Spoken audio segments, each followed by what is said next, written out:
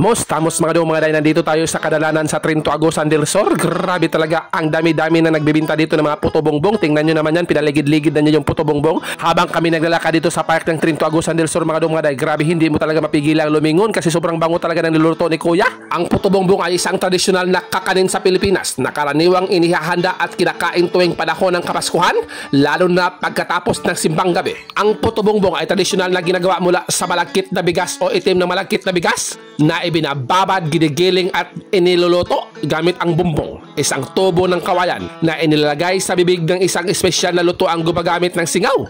Kapag naluto ito ay tinatanggal mula sa bumbong at karaniwang sinisilbihan na may margarina o mantikilya, kinayod na niyog, asukal na pula o puti. Maaaring sa panahon ngayon ay nag-iba na ang version ng puto bongbong.